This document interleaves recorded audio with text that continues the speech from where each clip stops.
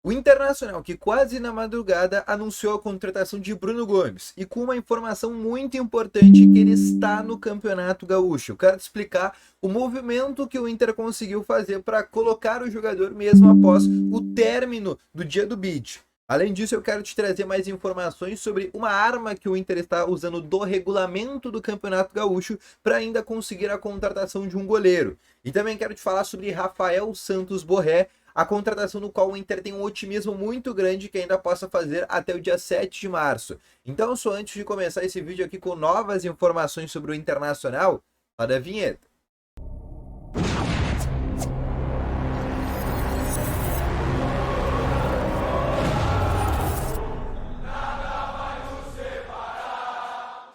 Boa tarde, Colorados! Começando aqui com novas informações sobre o Internacional e só antes de começar aqui com esse vídeo, não esquece de deixar o teu gostei, te inscrever no canal e ativar também o sininho de notificações, que é muito importante, tá bom?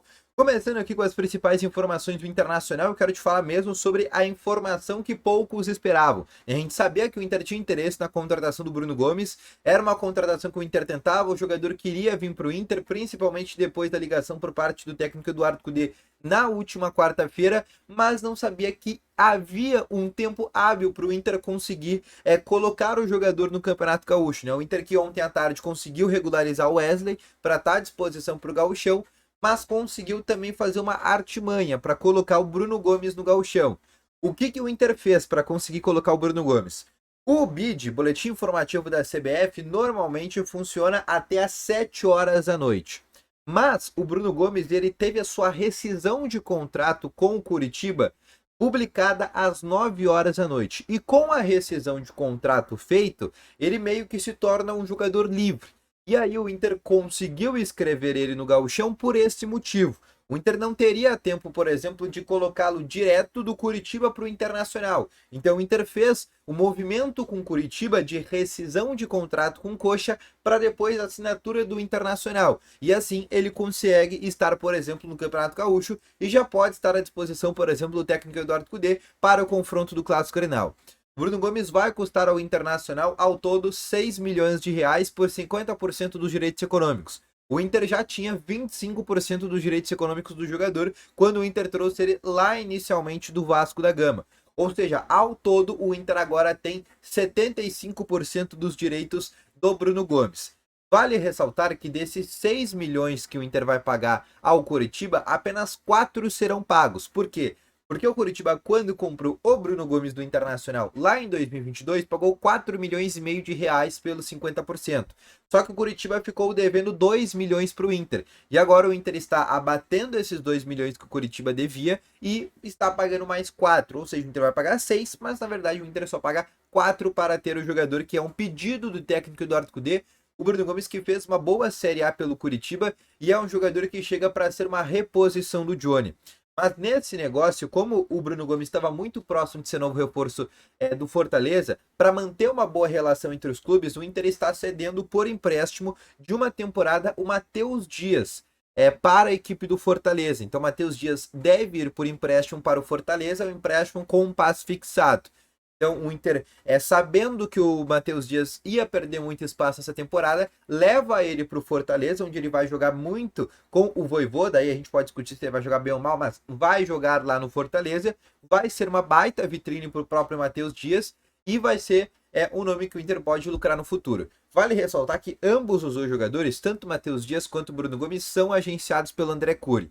Ele teve uma boa participação nessa negociação, de acordo com o Curitiba e até mesmo com o Fortaleza, que estava muito próximo de contratar o Bruno Gomes, e o Inter deu um chapéu nessa contratação. Outra coisa que eu quero te explicar também é sobre goleiros, tá? Porque a gente sabia e tinha essa informação que o Inter só tinha até o dia de ontem, né, para contratar um novo goleiro, mas não. Porque o regulamento do Campeonato Gaúcho, eu li o regulamento, e segundo o artigo 23 do parágrafo 2º, em caso de uma lesão ou mais de goleiros, o clube tem direito a substituir esse goleiro lesionado até o dia 7 de março, que é o fechamento da janela de transferências. Ou seja, o Inter ainda pode contratar um novo goleiro e substituí-lo pelo Ivan, que foi lesionado.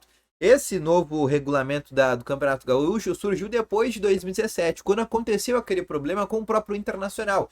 Quando naquele momento machucou o Danilo Fernandes, machucou o Marcelo Lomba e machucou o Kehler. E naquele momento o Inter ficou sem goleiros. Então depois desse dia, a Federação Gaúcha criou esse regulamento que em caso de lesões de um ou mais goleiros, agora pode ter uma substituição mesmo após as inscrições encerradas do Campeonato Gaúcho. Por isso que o Inter está completamente tranquilo nessa situação. O Inter ainda pode escrever um goleiro no Campeonato Gaúcho e o Inter procura um goleiro e o Inter vai trazer um goleiro. Se falou, por exemplo, o nome do Ronaldo, Atlético Goianiense, o Inter fez uma proposta que foi recusada pelo Atlético. Se falou ainda no momento até o nome do João Paulo dos Santos, mas esse é um nome que não deve vir. Se falou, por exemplo, no Gabriel Vasconcelos do Curitiba, mas esse foi o nome que o Inter... Aí o Internacional acabou desistindo, mas o Inter vai trazer um goleiro. Vai ser um goleiro que vai ser brasileiro, não vai ser um Everton do Palmeiras, um grande goleiro, mas vai ser um goleiro que chegue para ser um reserva inicialmente do Rocher, mas que seja um cara mais experiente, né, com uma bagagem um pouco maior do que a do próprio Antony, que ainda é um jogador inexperiente. O Inter não quer, por exemplo, arriscar uma primeira fase de Copa do Brasil, um jogo único, por exemplo, para acabar, por exemplo, tendo essa possibilidade, tá bom? Então o Inter vai trazer um goleiro e tem até o dia 7 de março para trazer esse novo goleiro para o Campeonato Gaúcho, aí é só substituir, por exemplo, o caso do Ivan, tá bom?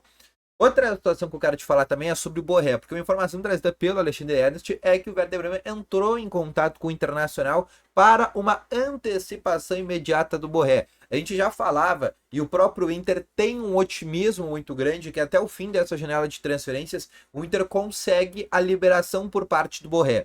O Borré não vem jogando por lá, desde que ele foi anunciado como novo reforço internacional, o Werder Bremen colocou ele na geladeira, colocou ele no banco de reservas. Ele não joga mais entre os titulares, desde que o Inter anunciou ele como novo reforço. Até com uma forma de castigo lá para o colombiano. E aí o Werder Bremen está gastando um salário à toa, porque o Werder Bremen nessa janela de transferência já trouxe a reposição do Borré, contratou um jogador lá do Manchester United, um jovem jogador, e realmente para o Borré vir hoje para o Inter é muito completamente acessível. O jogador quer vir, o Werder Bremen não está mais utilizando ele por lá, principalmente depois que ele foi anunciado, como eu falei anteriormente. Então o Inter tem esse otimismo. O Inter entende que essa negociação do Borré é a mesma negociação que o Inter fez ano passado com o Arangues, onde o Inter fechou um pré-contrato com o Arangues. Inicialmente o Bayer Leverkusen não queria liberar o jogador, queria ficar com o atleta até julho, mas depois acabou liberando os jogadores sem custos ao Internacional. E o Inter entende que vai acontecer a mesma coisa por parte do Borré.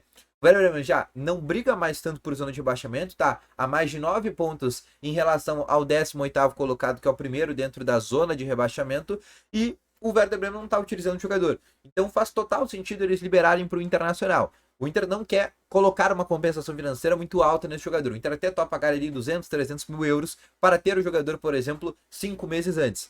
Mas é um jogador, sim, o Inter conta com otimismo para tê-lo ainda para a Sul-Americana e o início do Campeonato Brasileiro, tá bom? Então, esse foi o vídeo, espero que tenham gostado, deixa o teu gostei, volto logo mais com novas informações. Valeu, falou e fui!